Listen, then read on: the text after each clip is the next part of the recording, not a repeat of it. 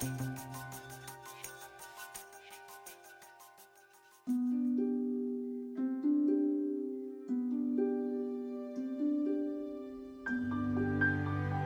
kalau ikutkan peranan sebagai seorang doktor memang untuk melihat dan merawat pesakit lah kan.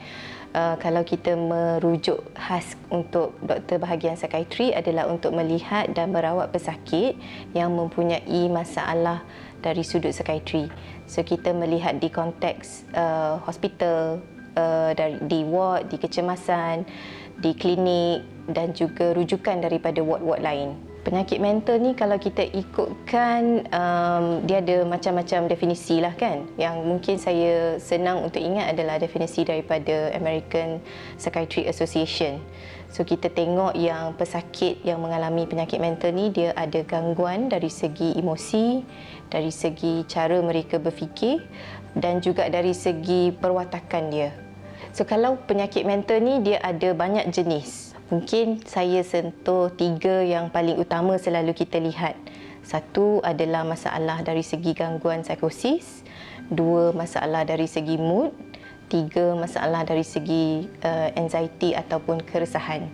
3 ni kita tengok pasal masalah psikosis kan, ada pesakit yang mengalami gangguan halusinasi, ada pesakit yang mengalami gangguan dilusi. Halusinasi ni kita boleh takrifkan sebagai pesakit tu boleh mendengar suara-suara di telinga mereka. Dilusi pula mungkin diorang ada kepercayaan yang salah lah. Bawah penyakit psikosis ni ada beberapa jenis pula. 1 kita panggil skizofrenia, 2 kita panggil brief psychotic disorder, 3 kita panggil delusional disorder. Kalau kita tengok pula masalah mood ni kebiasaannya kita nampak ada pesakit yang ada kemurungan, depression, ada pesakit yang ada bipolar mood disorder.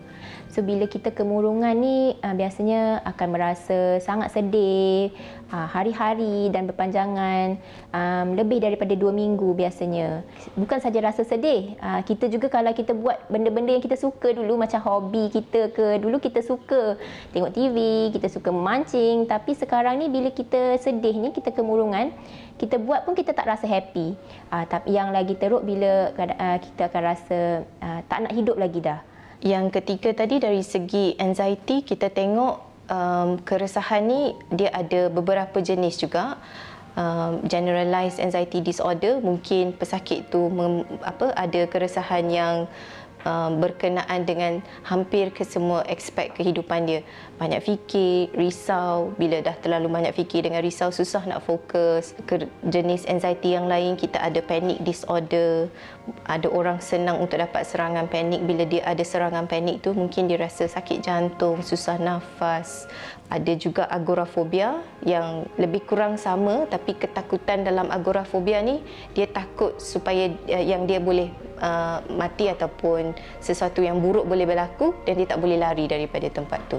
Banyak punca, contohnya stres dalam kerja, stres dengan rumah tangga ataupun keluarga, ataupun ada stres-stres yang lain yang pernah berlaku semasa di zaman kanak-kanak yang dibawa ke zaman dewasa. Penyakit-penyakit ini memang boleh diwarisi dan biasanya ia adalah genetik, dan biasanya kalau ibu bapa ataupun saudara mara yang mempunyai penyakit mental, pesakit itu lebih cenderung untuk mendapat penyakit mental tu sebab faktor genetik. So bila kita nak diagnose seseorang tu dengan penyakit mental, kita akan lihat melalui beberapa aspek. 1 mungkin dari segi gejala yang dia alami, jenis gangguan mana yang ada, masalah dari segi depression ke, anxiety ke ataupun psikosis. Selain daripada dapat maklumat tu daripada pesakit sendiri, kita juga mendapat sedikit maklumat daripada orang di sekeliling, sama ada ahli keluarga, orang yang mungkin bekerja dengan pesakit, rakan-rakan, untuk cuba memahami dengan lebih jelas lah.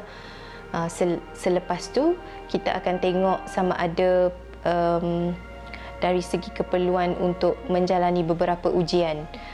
Selalunya ujian ni kita buat untuk pastikan yang dia tak ada faktor penyakit organik lah kita panggil. maksudnya faktor perubatan yang boleh menyumbang. So kita boleh lakukan ujian dari segi ujian darah, ujian air kencing dan juga ujian pengimejan, X-ray, CT scan, MRI. Okay, kaedah yang kita gunakan untuk merawat pesakit bergantung kepada jenis-jenis penyakit yang dihidapi dan betapa teruknya sakit pada masa itu. So contohnya jika macam katakanlah kalau pesakit tu ada kemurungan, kita boleh start ubat-ubatan untuk mereka ataupun psikoterapi, atau kita akan gabung kedua-duanya sekali, bergantung kepada perbincangan kita dengan pesakit. So kalau kita cakap pasal sakit mental yang disebabkan oleh faktor organik, benda pertama yang kita perlu rawat adalah faktor perubatan itu sendiri. Penyakit mental organik ni adalah selalunya penyakit mental yang disebabkan oleh faktor perubatan. So organic cause ni dia termasuk di bawah faktor biologi yang mungkin menyebabkan jangkitan kuman kepada bahagian otak, yang mungkin disebabkan oleh kecederaan pada bahagian otak. Kalau dia memang ada jangkitan kuman, maka mungkin kita perlu pastikan yang jangkitan kuman tu dirawat dengan sebetulnya. Kalau mungkin disebabkan oleh trauma, perlu menjalani pembedahan untuk merawat trauma tersebut, maka itu adalah antara cara-cara yang kita perlu fokus dahulu. Tapi apa yang lebih utama adalah untuk memastikan yang organic cause tu kita dah rawat.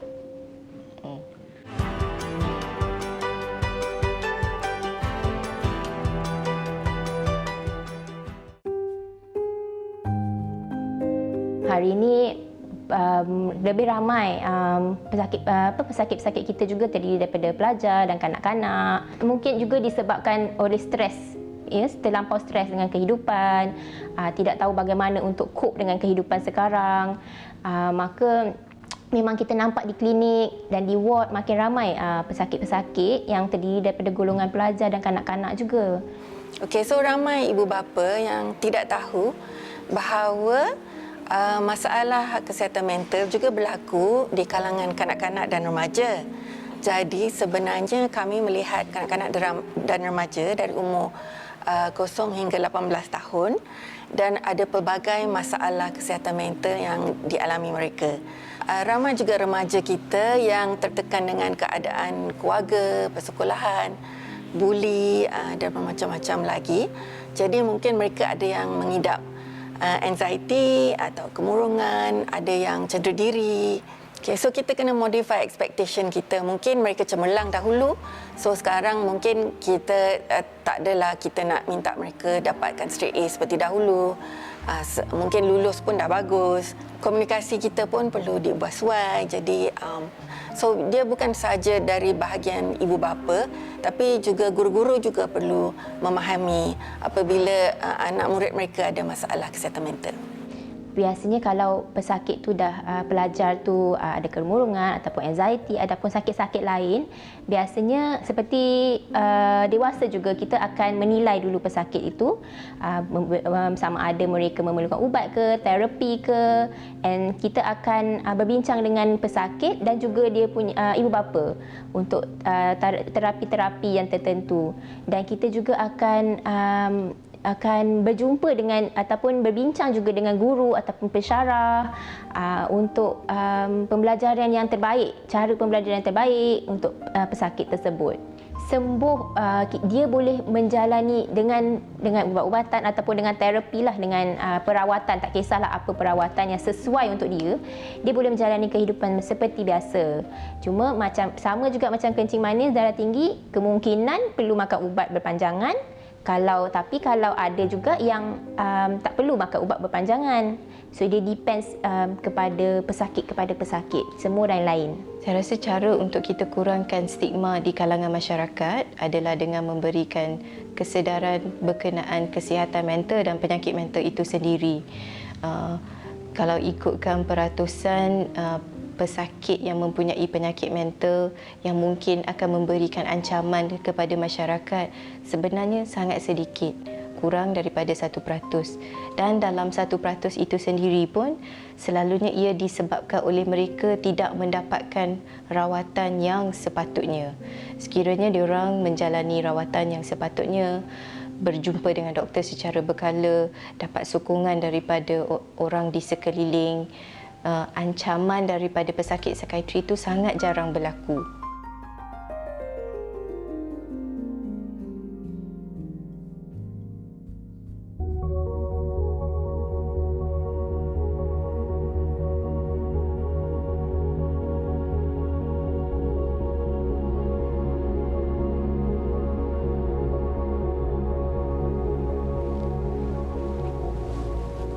Okey.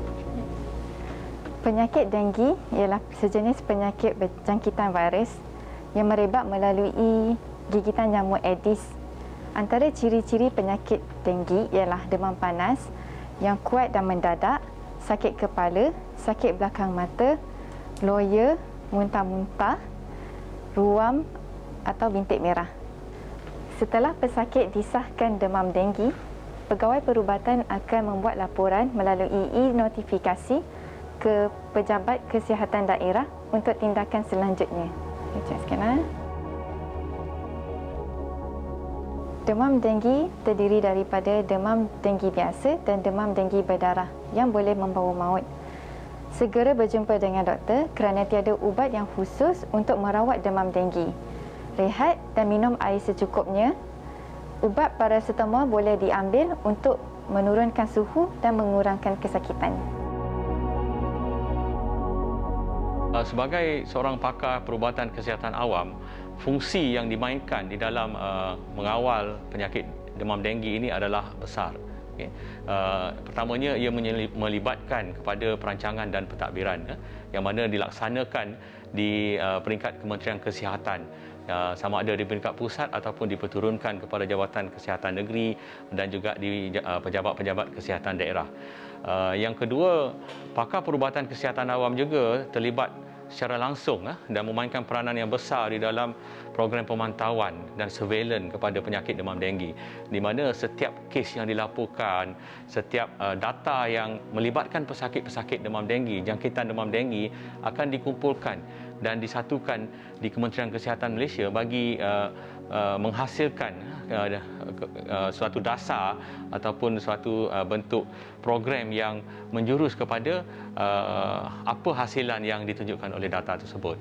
Yang ketiga adalah melibatkan kepada program kawalan dan pencegahan. Ini juga adalah program yang paling besar yang dilaksanakan, di mana setiap kali kita menerima ataupun mendapat makluman berkaitan dengan jangkitan demam denggi, maka program pengawalan dan pencegahan akan terus diaktifkan di peringkat pejabat kesihatan daerah yang akan melaksanakan program kawalan mengikut kepada keperluan Akta 342, pencegahan dan kawalan penyakit berjangkit. Dan seterusnya, pakar perubatan kesihatan awam terlibat secara langsung di dalam program penyelidikan berkaitan dengan penyakit demam denggi. Di sinilah kombinasi di antara pakar-pakar yang terdapat di Kementerian Kesihatan dan juga di universiti-universiti memainkan peranan di dalam melaksanakan kajian-kajian bagi menyelesaikan perkara-perkara yang berkaitan dengan jangkitan demam denggi. Bahkan juga kita menggalakkan masyarakat memainkan peranan sekali untuk melaksanakan dan memusnahkan, contohnya memusnahkan tempat-tempat pembiakan nyamuk dan sebagainya.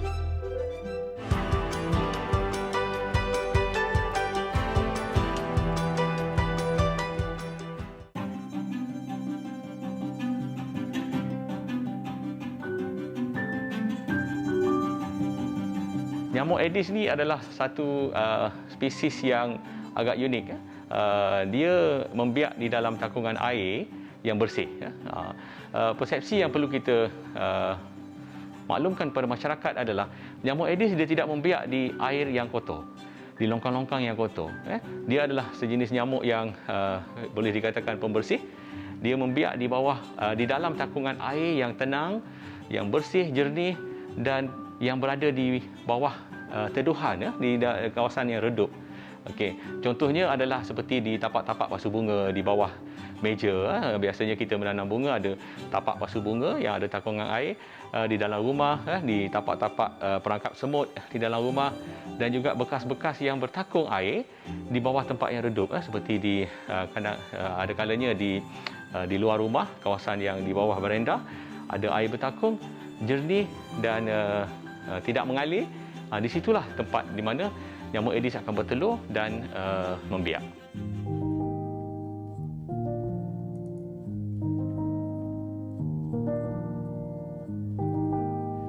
Masyarakat perlu memahami yang bagi mengawal demam denggi dan mengawal penularan yang disebabkan oleh nyamuk Aedes ini, ia harusnya dilaksanakan secara kerjasama dua pihak, di antara aktiviti kawalan yang dijalankan oleh Kementerian Kesihatan dan juga pihak masyarakat perlu membantu. KOMBI adalah ringkasan kepada Communication for Behavioural Impact. Ia merupakan satu program yang telah lama dilaksanakan, bermula daripada sekitar awal tahun 2002, dan ianya merupakan satu program yang agak luas dia punya skop, di mana program yang kita laksanakan adalah bagi mengubah tingkah laku masyarakat, mengubah persepsi tingkah laku masyarakat, aktiviti seharian masyarakat ke arah membasmi demam denggi. KOMBI ini dia melihat kepada di mana kita nak sasarkan program tersebut. Sebagai contohnya, ada KOMBI dilaksanakan di sekolah, pada mana kita mendapat terlalu banyak kes-kes yang berpunca daripada sekolah. Jadi ianya adalah lebih kepada program bersasar untuk mengurangkan kes-kes denggi daripada sesuatu tempat atau kawasan yang melibatkan sesuatu komuniti. Pada pendapat saya, satu program yang sangat bagus sebab ianya memberikan pendidikan terhadap anak-anak murid terutamanya untuk generasi yang akan datang. Okey, program pencegahan denggi di peringkat sekolah ni merupakan satu inisiatif daripada Jabatan Kesihatan Masyarakat melalui pakar-pakar perubatan kesihatan awam yang ada di jabatan kita untuk memindahkan ilmu kepada komuniti, iaitu pihak sekolah. Fokus utama kita ialah para pelajar sekolah rendah. Mereka ini akan dididik dan dilatih mengenai pencegahan denggi di sekolah dan juga di komuniti. Okey, tujuan utamanya ialah kita yang pertama untuk membentuk kefahaman di kalangan pelajar tentang apa itu demam denggi, apakah punca-punca berlakunya demam denggi, dan yang seterusnya adalah berkenaan dengan nyamuk Aedes itu sendiri. Bagaimana kita untuk mengenal pasti nyamuk itu sendiri, kitaran hidup dia, bagaimana dia membiak dan di manakah tempat selalu nyamuk Aedes ni ada. Kita akan memberikan kesedaran kepada anak-anak murid, kepada warga sekolah, kepada terutama sekali kepada masyarakat lah. Setiap bulan cikgu-cikgu bersama murid akan melihat kawasan-kawasan sekolah yang kita anggap tempat-tempat tersebut menjadi pembiakan nyamuk Aedes. Keduanya, kita juga akan mengadakan gotong royong di kalangan warga sekolah dan juga kita akan melibatkan ibu bapa murid untuk menyertai gotong royong tersebut. Okey, di peringkat sekolah ni pertama kita buat aktiviti merentasi core curriculum, iaitu dalam aktiviti melalui bilik kesihatan dan aktiviti core curriculum waktu petang lah ya. Para pelajar ni kita latih membuat aktiviti. Pertama adalah aktiviti di luar bilik darjah, mengenal pasti hotspot tempat pembiakan nyamuk Aedes, dan kedua ialah bagaimana kita nak memusnahkan tempat-tempat pembiakan nyamuk Aedes, dan ketiga ialah secara seterusnya berterusan kita buat di rumah. Masyarakat juga perlu memahami dan mengambil tahu bahawasanya sekiranya kita dapat mendiagnos seorang pesakit yang menghidap demam denggi, ianya bukan hanya melibatkan pada proses perawatan pesakit tersebut sahaja sehingga sembuh. Ianya melibatkan banyak lagi pihak yang akan terlibat, dan aktiviti-aktiviti yang penting melibatkan demam denggi yang berpunca daripada satu kes yang telah dilaporkan tersebut. Jadi masyarakat perlu memahami bahawasanya penyakit berjangkit seperti denggi ini dia bukannya seperti penyakit tidak berjangkit seperti darah tinggi, serangan jantung dan sebagainya, di mana apabila kita mendapat seorang pesakit, ianya akan tertumpu kepada perawatan dan penyembuhan pesakit itu sahaja. Bagi penyakit berjangkit seperti denggi, apa yang lebih penting adalah pertama perawatan pesakit tersebut sehingga sembuh, dan yang satu lagi section yang perlu dititik beratkan, yang perlu diberikan perhatian adalah program bagi mengawal penyakit tersebut daripada terus merebak di dalam komuniti terlibat.